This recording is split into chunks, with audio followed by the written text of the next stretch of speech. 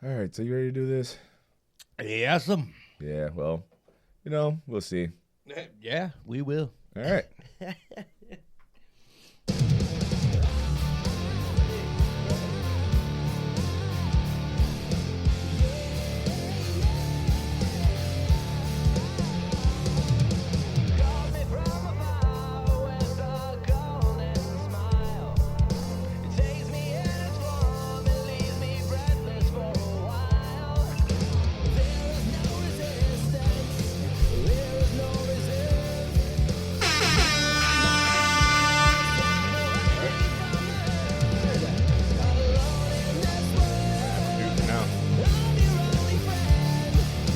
Controller in my hand, like I'm about to start gaming in the middle of this fucking intro.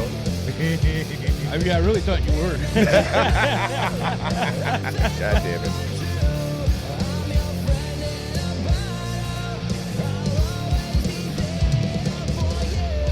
Always is. Welcome to the dumbest podcast on your desk. I am Manny Le Douche son. Oh, changing it up a bit. All right, and I'm Clayton Keg. Clayton Lekeg. Ooh, yeah, we're going French for this one for no reason. But then again, if Murdaugh can change the sound of his name, we can change our ethnicity. I was thinking more Creole, but you know what? That's not too far from French. All right, cool. Yeah, it was Cool. Kool-Aid man just bust in. Oh no, Brooklyn. You know what? Brooklyn Nine-Nine meets Kool-Aid man. Cool. Oh no, that's too many cools. And I don't mean the cigarettes. Those are awful. Do they still sell cools? I think so. And God. They are just as awful as they ever have been. Oh, they are cigarettes, so they're just going to be awful. Well, yeah, I am trying to quit those things, and it's not going well. Nope, not at all. The price is telling me it's beyond time, and my fucking lungs are saying you're an idiot for, paying, but hey, go smoke another one. So for the keg, it's more like, the price is telling me no. But my mind is telling me smoke. Pretty much, yeah. Unfortunately. Though, that's the difference between me and Alex Murdaugh, because I'm killing myself slowly. He really ramped things up for his family. Killing himself slowly with just breathing. Pretty much, yeah. Every day I wake up, even I'm surprised. But you know what, though? Your life is really terrible when I want to say I'm done with this podcast. That's when my life is terrible. Wow. I was going to say when you try to call a fucking suicide hotline and you give them your story and then the guy's like, you do sound like you need the vacation. Wow. Yeah, I know. That's what I said when it happened. Okay. Yeah. That guy was like, hey, go ahead, buddy. You deserve this one. I think it's time to move along home. Oh, wait. I am home. Get out of my house. Wow. Oh, yeah. We are still talking about Alex Fuckface Murdaugh. In this one, where we left off, we were still in the trial, and the judge, let me rephrase this, Judge Newman had allowed access to the jurors to go visit the crime scene, as it were. Yeah. Now, I did try to get a little more information on how that went. I'm pretty sure it didn't go well. It didn't. No. And paywalls definitely hit me in the face harder than any other case I researched up to this point, which I did also want to say. If the ending of this episode sounds rushed, it is. Yeah. Because very little limited access to certain things I was trying to get information on. So, and we've also been off and on recording these 3 episodes over the last month. So because of paywalls and putting me behind on the research, so there is that as well. And we ain't paying that shit. Fuck at least not right now. Fuck no. They should be paying us to put this information out there. I'm just saying, let's make this happen. Moving on. Some of the first witnesses to testify were first responders. Yeah, they testified about ballistics and firearms used. They testified about the interview conducted in a car on scene. And this video of the car interview is perhaps a very telling part as well, because Alec looked freshly clean during this interview. I mean, who do they think they are? Well, he definitely thought he was getting away with murder. That's for damn sure. Especially for someone who had supposedly dealt in mud, checking on his wife and son. I mean, how did you get so clean from kneeling in mud? And it was still raining during this whole process. On top of that, looked pretty dry as well. I mean, even his hair was dry. Yeah. As a bone. I mean, and even the investigators said he smelled pretty, like, freshly showered while they were in the car with him. He's like, Mr. Murdaugh, you smell nice. Especially after kneeling in the mud to check on your wife and son. You smell nice. And he's all like, I used that mud as a facial, and I just peeled it off right as you guys got here. Nice and smooth face. That also sounds awful. It does. And I mean, honestly, he kind of looks like one of those sewer creatures from Futurama. That's actually what Alex Murdaugh fucking reminds me of. Yes, he absolutely reminds me of one of the mutants in Futurama, dude. I shit you not. Like troll, mutant. For him, it's all the same. But fucking quadruped.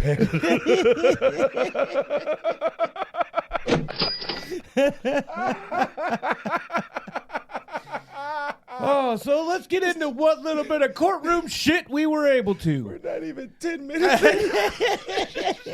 in. Never takes long around here. It's already going off the rails, not even 10 minutes in. When it came to cross-examinations... Put it on the board. Thank you, sir. More specifically, from Creighton Waters...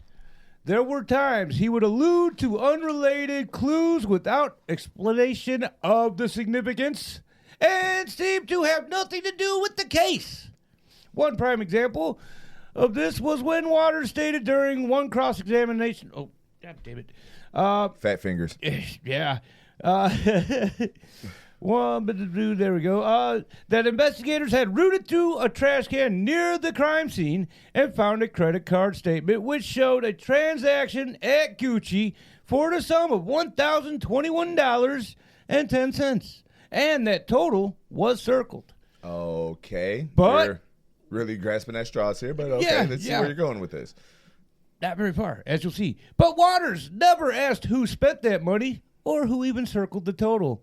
And then he changed the subject and never mentioned it again the rest of the fucking trial. Okay, so a trash can near the crime scene. I mean, what does near the crime scene mean? Is that across the street? Is that a neighbor garbage can? I mean, for all the fuck we know, that could have been a neighbor garbage can who bought fucking Gucci. Yep. I mean, look, I'm not a lawyer. Or am I? No, I'm not a lawyer. But still, it's like, yeah, you're trying really hard to drum up something that is not there. It really does question everything with why was that even relevant enough for you to even mention if you were just going to be like, oh, well, moving on. Like, right. It literally meant nothing at all, clearly. I don't know if he was just trying to stir up some kind of weird-ass confession. That's a whole nother thing. When this was brought up, I couldn't even get the information of who was on the stand at this time. I mean, it could have even very much so been Buster himself. Keaton? Yeah. Yeah, Buster Keaton. Yeah. Wow. Yeah, Buster Douglas. I didn't know he was still healthy enough to be on the stand. Okay. Could have been Buster Douglas. Jury duty's a motherfucker. And obviously I mean Buster Murdaugh, by the way. But could have possibly been him on the stand. Hell, it could have even been Alec's dumb self because he did testify in his own fucking trial against all orders of his lawyers. He still did it. Because he's a fucking idiot. Have you looked into any news stories today? New? Like as in stories new? No, just news. Just any news stories. No, not really. Not today. Okay. I came across one, put it on the board. That is absolutely ridiculous. Apparently, I did not check to see where in the country this happened. But apparently a 4-year-old got summoned for jury duty. Dude, I did actually see that. I did see it, and I didn't actually look into the story, but I seen it. I'm like, what the fuck? And then I moved on. Yeah. It actually popped up while I was setting up our video to post on Tuesday, by the way. But yeah, but other than that, I didn't go into it. I did laugh about it, though. Very hard. Yeah, very, very much so. It's like, really, a 4-year-old is like, who is not doing their job in that county or that city? Or I think jury duty is mostly county related. But still, it's like, who is not doing their job in that county to know that this child is a 4? Well, what is this? What experience is this child going to bring to a jury? Only being 4. 4 years on this planet. Oh, this child is old enough to know how things are done. Yeah, right about now, she's still learning how to play with Legos. And they're like, hey, come and tell us that this guy's guilty. She's like, what? But on the back to this bogusness. As for Alex's defense team, though, Dick Harpootlian. Big Dick Harpootlian. We don't know that. Little Dick Harpootlian. That's probably a more specific possibility. Was way more direct, especially when Harpootlian cross-examined a sled agent named Melinda Worley. I mean, who do they think they are? She thinks she's sled agent Melinda Worley. Okay, that makes sense. As he questioned her about a bloody footprint found in the feed room near where Paul Murdaugh's body was found. There were obviously a number of footprints throughout the scene, but much of those were accounted for. However, there was one footprint not accounted for, which Harpootlian argued this was a contaminated crime scene because the footprint was later confirmed to be from an officer on scene, and that print was never documented properly. Huh. Or at all, really. Much of Worley's responses during all this was, not exactly. And probably did sound very much so like that, to be fair. Okay. Yeah, but that was during the questioning, that's pretty much most of her answers was, well, no, not exactly. Yeah, I mean, he was relentless with her. Like, did you file the footprint properly? Well, not exactly. Did you take a picture of this footprint? Well, not exactly. Did you tell your supervisor about it? Well, I hate to say it, but not exactly. Can you fit your whole fist down your throat? Well, probably. Not exactly. Harpootlian. And then he says, can you fit these nuts in your mouth? And she says, well, not exactly. One testicle at a time. Harpootlian also gave a theory to Worley about there being a second shooter, to which Worley said the shooter could have easily moved after killing Paul. This, in my opinion, is a very fair statement. Just like they actually never mentioned that, they're trying to say it was a shorter shooter. I mean, somebody could have fucking crouched down. They could have gotten on one knee and fucking shot. Like, you're telling me that's not possible? Yeah, and also in the rain and whatnot, there would be evidence of that unless somebody stepped on it. And, Well, see, also depends on how hard the rain was coming down. It could have also washed away any kneel marks or footprints. That's a possibility too. Yeah. I mean, that is a fair statement. And sled agent... Not exactly. Not with that attitude. Sled agent Jeff Croft testified about finding an arsenal in the Murdaugh's gun room, because it is a gun room, so of course there'd be guns there. I'm just saying. Which then led to a showing of a slew of shotguns and one 300 blackout semi-automatic assault rifle. And that's going to really be an issue, too, as you'll see here. That belonged to Buster Murdaugh. Keaton. Douglas, I thought. Wasn't it Douglas? Buster oh, that's right. It was yeah. No, that's right. It was Buster Murdaugh Keaton Douglas. Oh, man, we don't know if he's black or white or anything. That red hair really just throws it all off. No, he's not.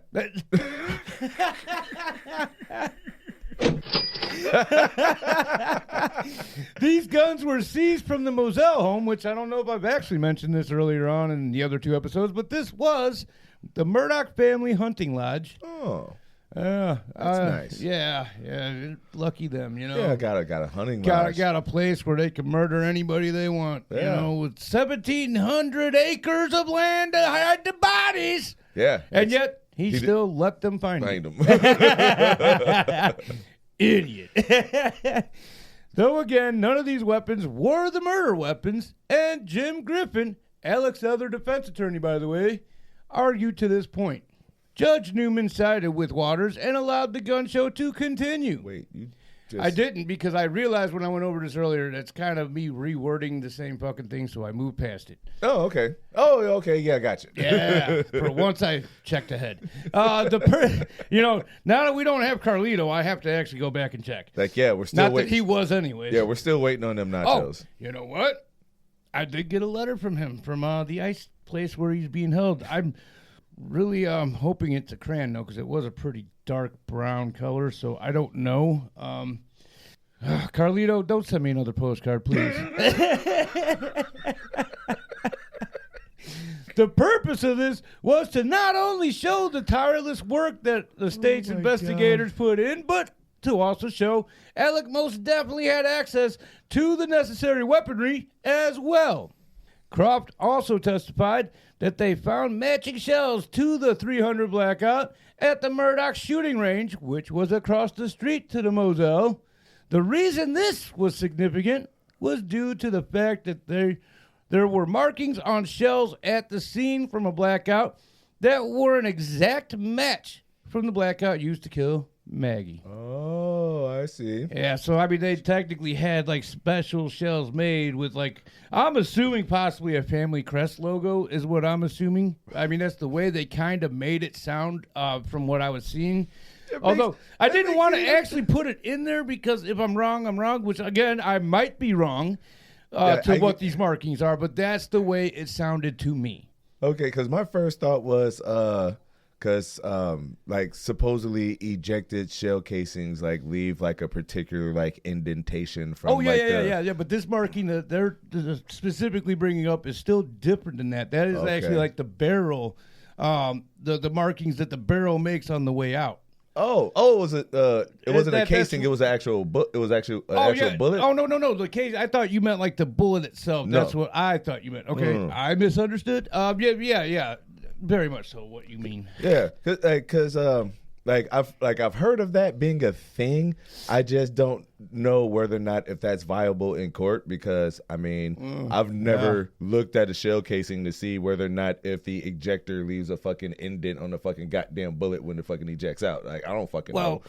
Casing definitely, bullet I don't think so. Like no, it would just be the rifling from the barrel. Right. And whatever else it comes in contact with along the way. Although the hammer hitting that shell, in fact, could still be a marking on its own because the placement, like if one's got like a weird angle to it when it hits that bullet, it's gonna make a distinct mark anyways. Yep.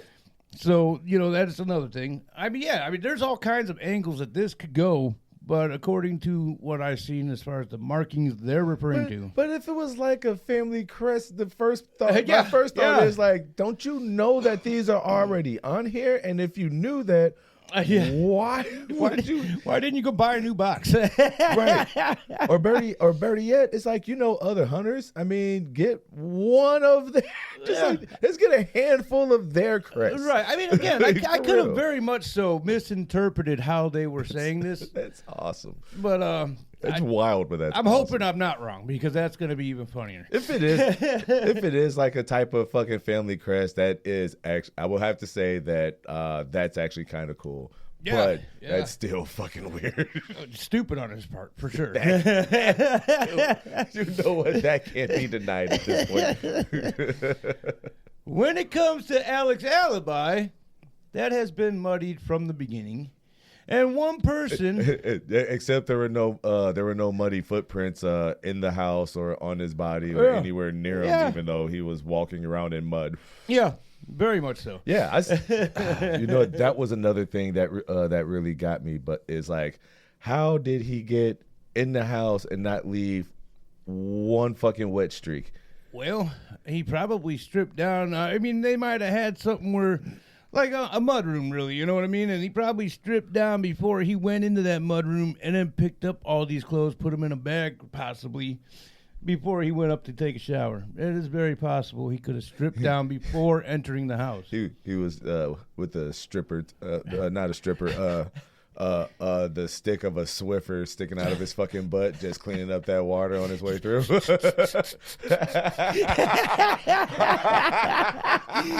He's got that sway as he's walking down the hallway. Does a little ass clench to squeeze more of that fluid out. Wow. You know what? I will drink to that. How could you not? Very easily, just by not. Well, one your asshole was in, so you're fine.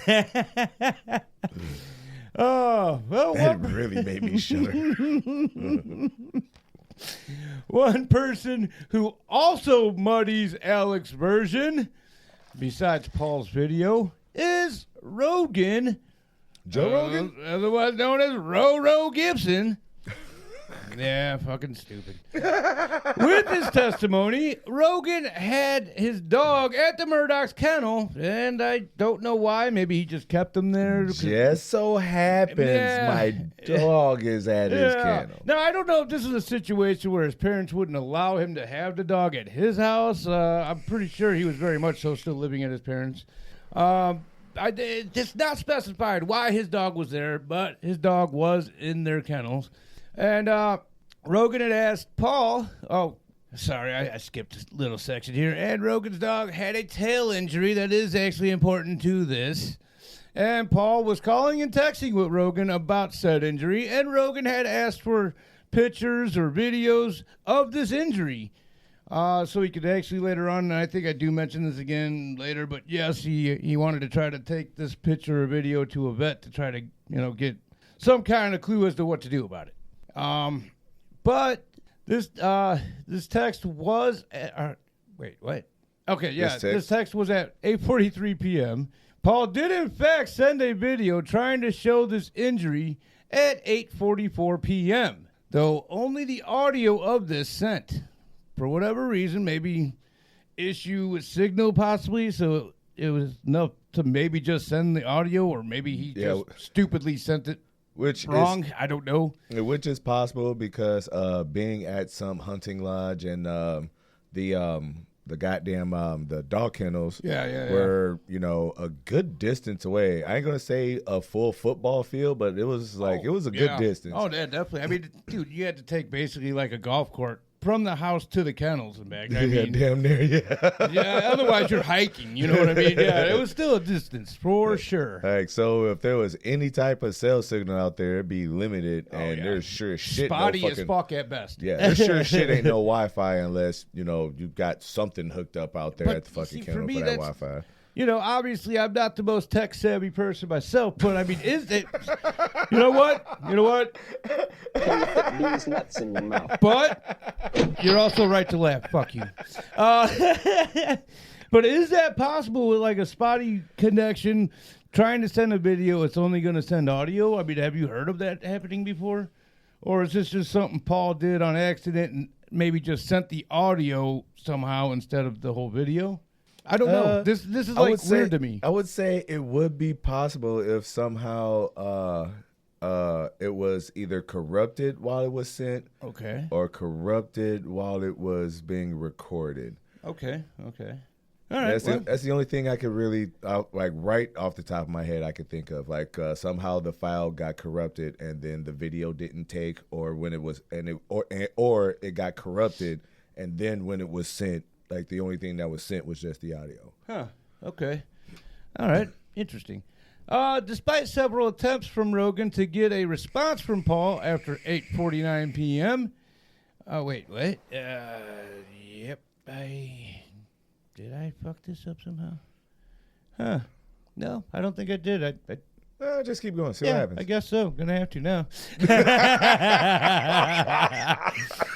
Oh, man. Nice. In fact, he tried both Maggie and Paul's phones, but they had locked for the last time at 8:49 p.m. Neither Paul nor Maggie would respond to him or anyone else ever again. Aw. I know. It's fucked up, man. I mean, from what I've seen and heard of this Paul, he was a complete asshole. And he could have outgrown it. We don't know. We're never going to know now. Right. Or he could have got much worse. So maybe Alec just really did a whole public service thing here. That's true, too. Yeah. But Maggie, she didn't really need to die. That was kind of shitty. Alec's own words during SLED interviews did him no favors as well. Huh. No kidding. Yeah, obviously. Waters played some of these recordings for the jurors to hear. Alec had clearly stated that on June 7th, 2021, he had left the office early because Paul was coming by. Though Alec had failed to mention his confrontation with the firm's chief financial officer over missing funds. Yes. And a lot of them. Yes.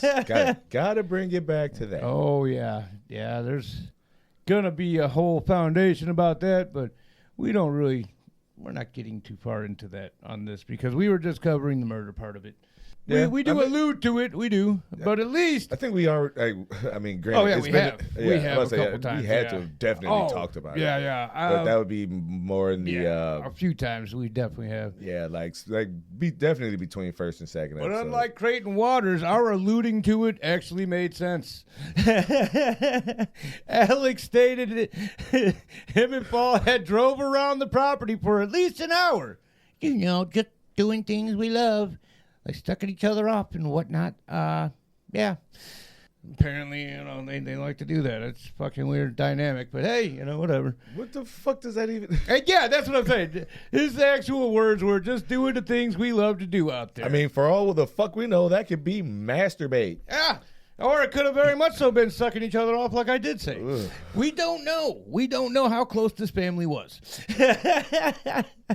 During the interview that was conducted in a car at the crime scene, which was played for the court to hear, Alec even told investigators that Maggie had joined him and Paul for dinner that night before her and Paul went to the kennels. But he was adamant that he himself never went down there himself. According to Alec, he had fallen asleep watching TV before he left to visit his mother. Which, as for his timeline, he said he left a little after 9 p.m. and didn't see Maggie and Paul again until his return home from visiting his mother, which he claimed was just moments before his 911 call. And that call came in at 10:06 p.m. to 911. Put it on the board. Thank you, sir. Alec had also told investigators that him and Maggie had a good relationship and rarely argued. Keep in mind, Maggie was already living separately from Alec at their beach house. Yep. And was in talks with a divorce lawyer. But other than that, they were fine. They had great. the perfect relationship. Yeah, man. Yeah. Fucking match made in heaven, bro. Right. No problem. None. That little oxy addiction he had, they were good together with it. They were fine. She understood everything. It was an old football injury, Yeah. Probably tripped over the bench, bringing another player that was actually playing a towel. Alec also said Maggie was a great mother as well, which probably, maybe. I don't know. Well, one was a bad seed. Well, yeah, very much so. But that was probably more due to his dad than his mom, really. Yeah. Yeah. As the interview continued to be played for the court, investigators asked Alec about what he had seen upon his arrival, quote unquote, to the scene. He began to sob while speaking about the horrific sight. It's so bad. Oh, he said.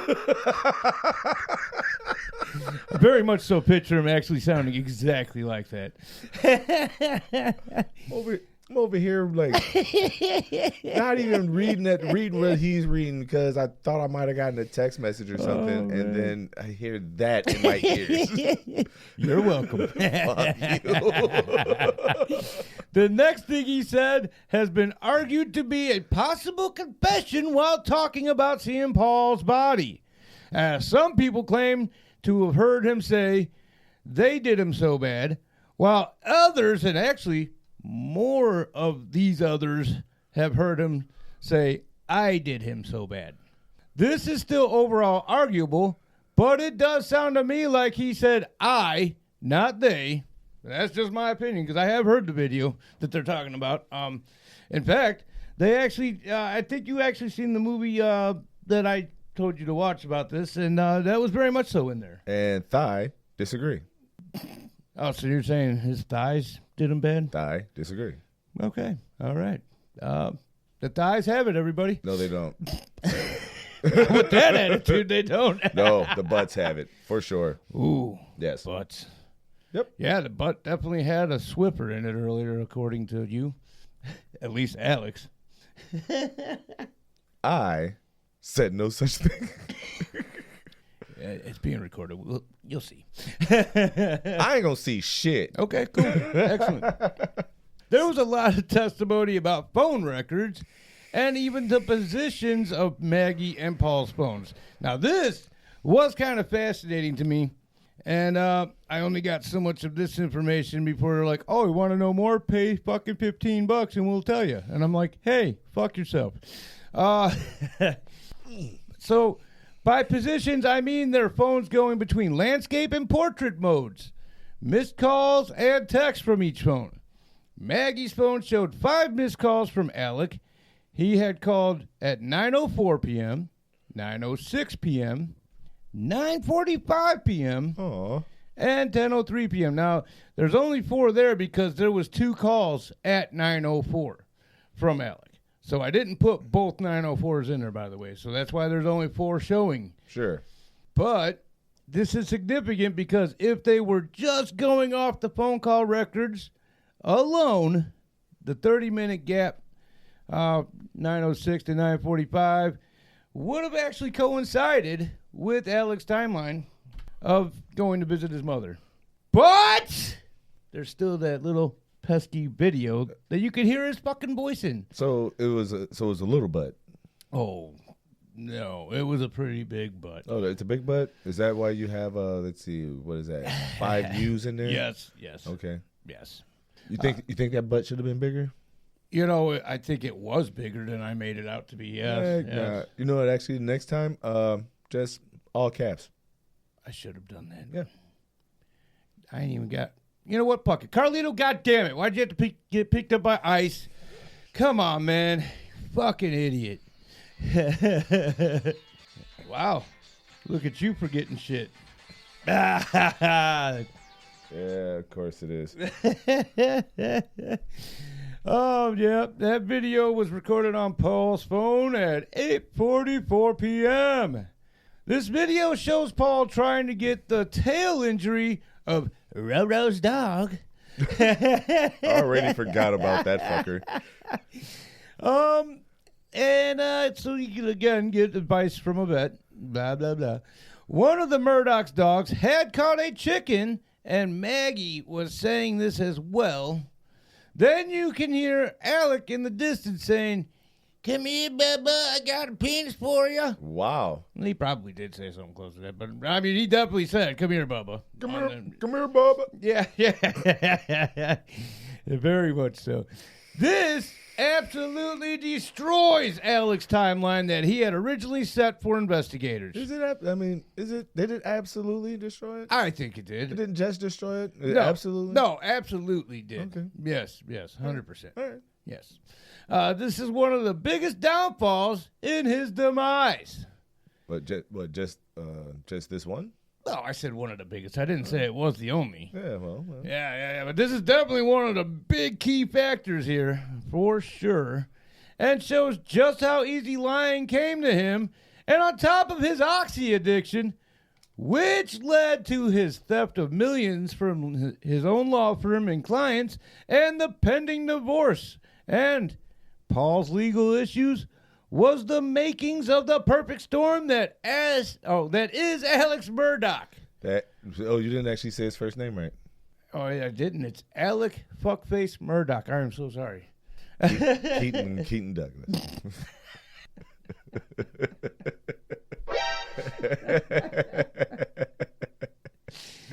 Okay, yeah. Glad we straightened that out. Yeah, we did.